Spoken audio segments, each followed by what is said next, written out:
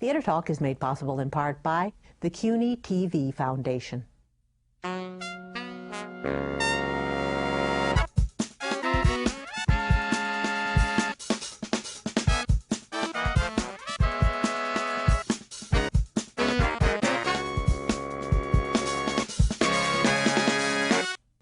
From New York City, this is Theater Talk. I'm the show's producer, Susan Haskins. And I'm Michael Riedel of the New York Post. We're going to pay tribute to one of the most important theatrical forces of the last century. Harold Pinter was an actor, playwright, and director. He died at Christmas, and we're going to pay tribute to him this week. And to discuss the work and the life of Harold Pinter, we've brought with us tonight two good friends of ours. Linda Weiner is the chief drama critic for Newsday. Welcome back, Linda. Always good to see you. And John Simon is the drama critic for Bloomberg News. Welcome, John. All right, Linda, what was it that was fresh and exciting and new about Pinter when he came on the scene with the first play, The Room, in 1957? Well, I was a zygote, but I hadn't really liked all those comedies that I was seeing in the womb. Actually, Pinter was really important to me as a kid. Really? Yeah. Well, most of my friends were being turned on to theater by the Sound of Music and Peter Pan, and the one thing that made me think, hey, theater is something, was The Caretaker, which explains a great deal about me in life, right? Yes. No Peter Pan, yes, Caretaker. And my best girlfriend and I went to the Second City had a little in Chicago. play in Chicago. Second City in Chicago had something called a playwright center or something where they used to do regular plays early on, but you could drink. And so we had to sit in the special teen section and eat maraschino cherries until we died, until we almost died. But I remember I saw this thing, and I thought, I don't understand it. Isn't that fantastic? And I've actually gone through my career finding that I'm most excited by plays when I'm not sure I understand them yet. Did you eventually get around to understanding The Caretaker? Oh, no. Yes, but I never ate a maraschino cherry again in my life. Right. John, I mean, was it a fresh new voice? What was going on in the British theater before Harold Pinter came along and kind of exploded it? Well, there were other things. Terence Rattigan, for example, and Sam Somerset Maugham, for example, and others. No, the thing about Pinter is, let me make it clear, I don't think he was a no talent, but I don't think he was a genius. He was somewhere in between, and too much is being made of him. And I think the plays for which he is most famous, The Birthday Party, The Homecoming, and The Caretaker, are his worst.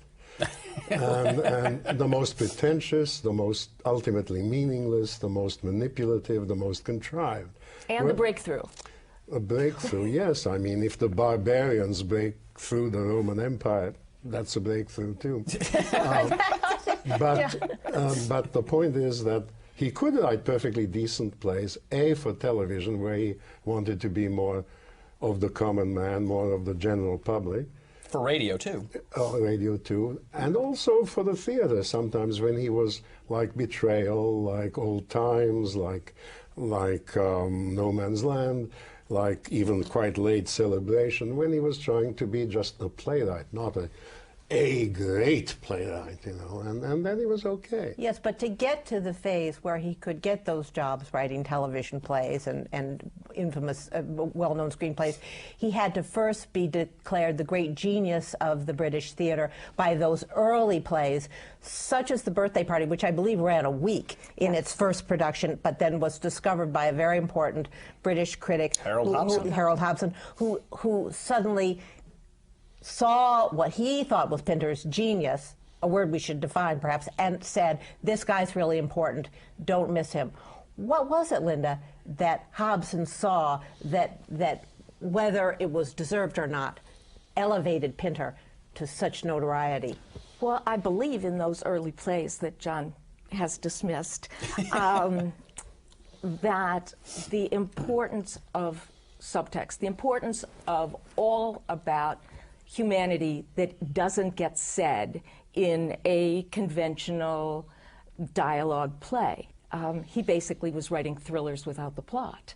He was, you know, his famous silences, there was so much going on in those silences. There was so much that was left unsaid. And something that Pinter, my favorite Pinter quote actually, which explained things about why I was imprinted to him like a baby duck after Caretaker, was that life is so much more mysterious than the theater allows it to be. And I think that this acknowledgement of the total baffling mystery of human creatures and relationships, and how maybe things happen the way you remember them, but maybe they haven't. And that may sound as if somehow he's relinquishing the responsibility of shaping the theatrical evening, but in fact what he's doing is he's digging so much deeper into the way we really communicate when what we're saying when we're saying something else. He also said, "I'm writing about the weasel under the cocktail cabinet," a quote he later regretted. But is this using this play these plays with a sense of menace? Is this a gimmick, John? Yeah, it is. It's, you see, there are two kinds of mystery. There's the kind of mystery where you know all the facts, and there's something bigger and greater and deeper, and that all the facts still can't explain. That's fine. But then there's the kind of mystery where you deliberately omit important things. You don't explain the motivations of characters. You don't explain who these characters are.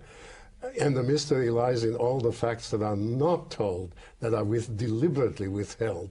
And that kind of mystery is a gimmick. There was a very fine production, I thought, which I know you didn't like, but I know you loved it, of The Homecoming, just last year with Eve Best. And it wasn't a play, actually. I was sort of on your side before I'd seen this revival thing. You know, there's a lot of nothingness here, and there's much more is being made of it. But I have to take issue with what you said about we don't really know the motivations or who these characters are. I actually found watching that play, The Homecoming, that as spare as it is, you had a real sense of this admittedly strange family, but you had a real sense of their dynamic and who those characters were. And I thought that's a real feat in using such spare language to convey a whole family drama and dynamic to you. Yeah, it was David Hare who said that Pinter took Beckett and brought him into the everyday world.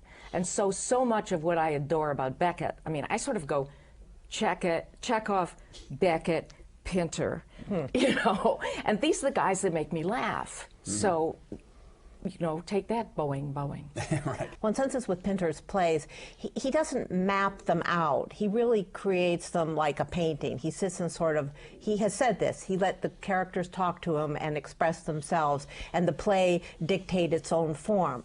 So he doesn't decide before he writes a play what he's going to do. He just sits. He's of the school to just sit and write. Well, maybe that's your objection to it. It's just scribbling. Exactly, you know, you said like a painting. Well, there's a big difference between Rembrandt and Jackson Pollock. Yes. And his kind of painting is dribbles, like Jackson Pollock, which... Well, he was of his era. It was the dribble period. Well, seriously. yes, but it doesn't, for me, it doesn't work in words in theater. And why the wife stays, I mean, until then she seems to be... In what play? In The The Homecoming. Homecoming. Yeah. She seems to be a somewhat odd woman, a somewhat imperious woman, if you like, but she still is a wife and a mother, and they live in America, and they seem to be okay. And then she lets the husband go away, who takes it on the chin as if it were the most natural thing in the world, and she stays to be the whore to all the rest of the family. But I truly saw that as Harold Pinter's wet dream, and that this was a man's fantasy, and then so you either accepted that farcical premise or not. I don't think she stayed to be a whore. I think she stayed to control these men. And it's very possible that these people never were from America, and it's very possible that she was a whore. Why would she want to control men like that? They're meant to be avoided rather than controlled. Well, that's the point. It's a complete fantasy and a male fantasy at that, but we don't have Harold Pinter here to explain it, and he really didn't. I think you put your finger on something that occurs throughout these plays, which is a shifting of power among the characters. And these plays often begin with someone, as in the case of The Homecoming, the father, the patriarch, who looks to be in control, but as the play moves on, we see that that control is an illusion and that someone else emerges to take control. That's a good way, that's a good dramatic structure, is it not, well, John? if it's power, as you say, but I don't call it power, I call it one-upmanship. It's a bunch of smart-asses trying to one-upman everybody else. And that's good for one play. Oh, John, we've had some fun doing that in our time, haven't we? Well, but we are not a play by Pinter. But that is not a structure, that's a dynamic. And what Pinter was celebrated for was the dynamic of menace that ran throughout his plays. And he himself would say that he was not predetermining the structure. He was allowing the structure to create itself as he sat there and wrote. But a lot of playwrights, right? I mean, some know what they're going to do before they write, and some let the characters speak. And so I'm not sure that that really defined him particularly. Stoppard said, there was this, I'm going to quote other people about him, because there were, at his, he died at 78, but for his 70th birthday, the London theater world went sort of berserk in a sort of adorable way, and everybody was writing tributes to him and everything, and it all seemed so inappropriate because the guy was so tough and, you know, unsentimental. So I love that. And Stoppard said that as a young playwright, he would look at most of the plays that were being produced and say, I could do that. Oh yeah, I understand how that's done, and I could do that. And he said, he looked at Pinter's plays and he said, I can't do that, and I don't know how he does it. Oh, that's a wonderful point, yeah. I think you can't always say, take as Bible or gospel what a playwright says about his own work, because I think Pinter's best plays have a very fine structure. Betrayal, a play that you like, is very well plotted out. Yeah. And Pinter started out in the theater as an actor, doing a lot of these maybe over-plotted kind of bad drawing room comedies, whose structure he then took and then filtered it through his own Pinter when he was trying to be a good playwright, he was perfectly okay. It's when he was trying to be a great playwright that he was not okay. Betrayal is fun, but it's a gadget. It's a gadget play. It works backwards. It takes the end of a relationship and goes back in time until it starts. And that, you know, yeah, I find it the most human and moving of all his plays. That's a Pinter Acorn play. No, I think it's a wonderful play. It's a wonderful play. But I think that it's also his most accessible play, and in that way, his least Pinteresque play, and maybe that's why John likes it. Well, the Pinteresque plays are the young man's plays, these forces of energy that you're talking about, Homecoming, Birthday Party, Caretaker, the aggressive and working plays. class. Yeah. Working class, yes. There is a short passage in a book about Joseph Losey by the English historian David Courtney, not to be confused with the American reviewer. Joseph Losey made the movie The Servant that Pinter wrote. The Servant, but also Accident. Yes. And this was at the time of Accident. This was a press conference chaired by Andrew Sarris. Pinter and Losey are in New York promoting this movie? This is a press conference mostly for college students and college young people, and it's chaired by Andrew Sarris, and Ross Whetstone writes about it in the Village Voice.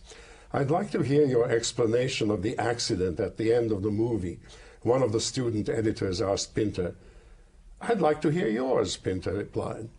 When someone asked if perhaps the relevance of the movie could be fully understood only by an English audience, Pinter reportedly blew his nose, pocketed his handkerchief, and said, "What do you mean by relevance?" The questioner offered message instead. Message? The same fate befell significance. Andrew Sarris commented that everyone had been asking what the homecoming meant. I'd understand questions about meaning, Pinter replied, if I knew what the word meaning meant. He's just being a jerk. He was playing with them. Oh, I know, but Go on, John. But there's wholesome play and unwholesome play. And later, I have no explanation for anything I do at all. By nature explicatory, Losey nevertheless joined in the Trappist ritual. Was there any social comment implicit in the large quantities of alcohol consumed in the movie? I don't know what you mean by social comment. To this, Pinter added, people just had bottles around and drunk out of them. Asked if he edited his own films, Losey replied, it depends what you mean by edit. Well, did he make the final cuts himself? It still depends on what you mean. The critic John Simon accused the pair of insulting their audience and asked Pinter if he was aiming to do away with words altogether. This got a reply, I love words. I just try to use them selectively. Simon then pointed to some factual errors about Oxford in the film and spoke of the sublime disregard for reality that pervades the entire film. After the meeting, he announced, I've seldom seen two such consummate phonies on one stage at one time. Bravo, John Simon. Thank you, John. About Pinter as a director, he was supposedly quite a good director and a very good actor, too. How do you think his experience as an actor, his career as an actor, influenced the writing of some of the plays? Can you see an actor at work in these plays? Watching Pinter play Pinter was really a revelation. What did you see? And he played the torturer in One for the Road at the Pinter Festival that Lincoln Center did in 2001, which was the summer of 2001 and shortly before he was diagnosed with throat cancer. And he was everything I wanted Pinter to be up there, you know, that sort of big bow wow face and that extreme masculinity. There's a kind of a gruffness, a brutality that... A coiled, though, brutality. A brutality, but you see, in the early plays, it was brutality and ambiguity. And in the late plays, which were meant to be straight political plays, there was brutality and crudeness. He didn't want ambiguity in it. He wanted people to see what it was that human beings were doing to one another, and he didn't want to play around with it. He wanted you to know. And he acted that very well. Oh, God. Yeah. Now, we had Raul Esparza and Ian McShane on the show when they were in The Homecoming, and they made an interesting point about Pinter, the actor, then becoming the writer, that Raul, I remember, said, there's a line where he's smoking a cigar, and he said, you know, an actor's got to technically work out, the cigar's got to sort of finish down by the end of the scene so you can put it out and go on. And Pinter said, don't worry about it, because he had written the scene to match exactly the time it takes to smoke a cigar on stage. And I thought it was a very interesting technical way of going about a playwright that only an actor would know, just how long it takes you to smoke the cigar. Also exactly the time to smoke out a phony. Now, all right, now, John, I want you to say something nice about Pinter. Well, I know you like Betrayal, but I know that you're very fond of a terrific play, No Man's Land. Again, when you get two very great actors like Gielgud and Richardson, who did it originally, famously. I mean, then you don't need a great play. You have a great event. And he's been lucky in that The Homecoming here, which was praised, was partly good because he had very good actors.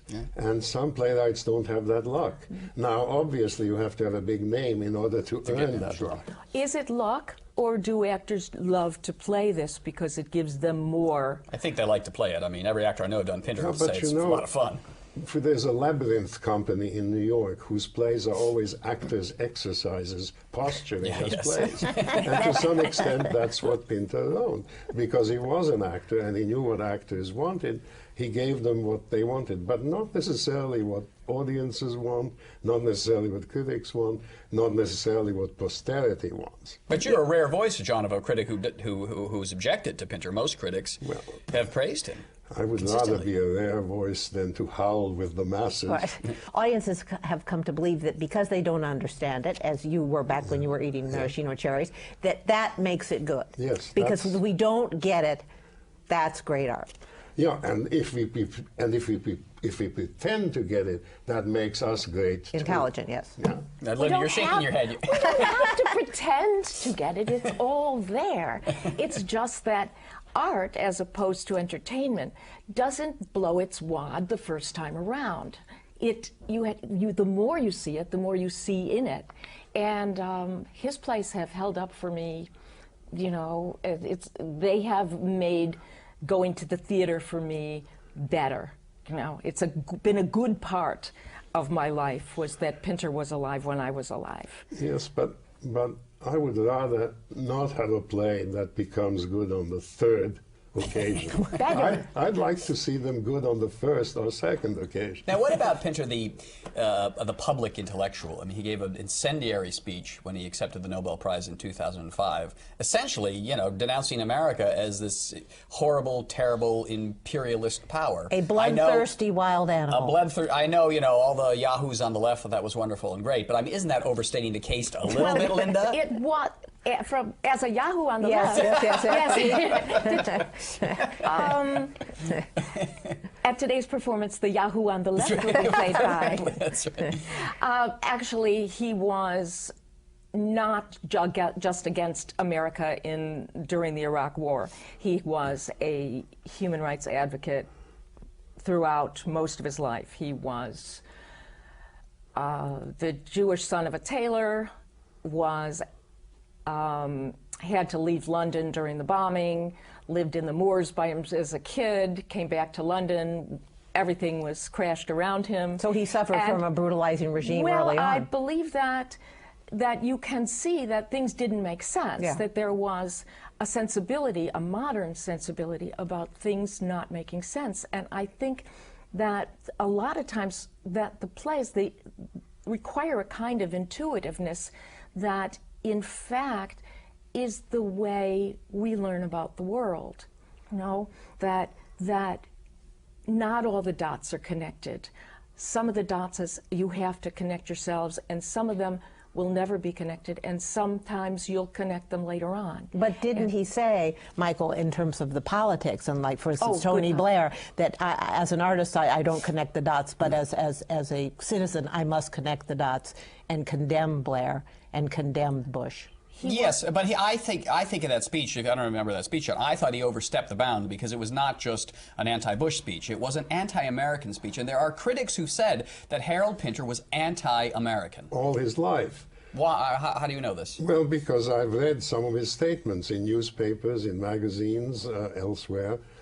He was a consummate America hater, but then he would come to America as often as possible and collect big fat paychecks, and there's something loathsome about that. He was a conscientious objector during the Cold War in London, which had nothing to do with America, just that he said that he thought it was a load of crap.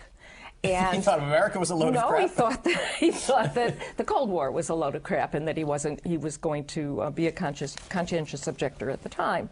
He had, you know, big problems with Chile and Pinochet, and, you know, I mean, this was not something that he just got up one day and said, those grubby Americans, I think I'll just exploit them for all they're worth, and they're too stupid to understand me. Yes, John said he hated us for a long time. But I mean, there is a fair point there, though. I mean, I do love the intellectuals who you know, can trash the country and then, boy, offer a big Broadway revival, and here they are. So many of his plays are about torture. Yeah. You see, and we were torturing, starting, you know, it wasn't just news now, it was news from the beginning of the war, what was going on there, and just because we didn't find out till later on doesn't mean he was wrong. Mm-hmm. I don't mind many plays about torture, but I mind even more plays that are torture. I saw that one coming. On a positive note, Linda, of the entire canon, the body of Harold Pinter work, in your mind, the play to think about, study the most, that continually opens itself up to you to reveal new things, is? No Man's Land. No Man's Land? No Man's Land now. Yeah. And the line that stays with me, because there's these two men, and one may have had an affair with the other man's wife, and they might have happened, or it might not have happened, or maybe they didn't care. And one of the characters said, I didn't take anything from you. I only took the part that every woman holds in reserve for a rainy day. That's a good line, John. It's a good line, but a good line doesn't make a great player. All right. John Simon from BloombergNews.com, Linda Weiner from Newsday. Thanks for sparring a little bit over Harold Pinter.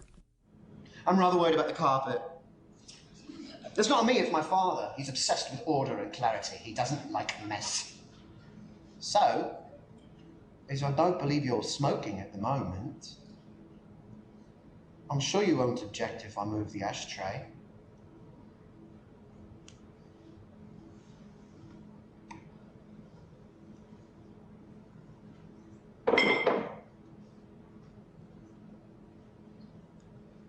And now perhaps I'll relieve you of your glass. I haven't quite finished. You've consumed quite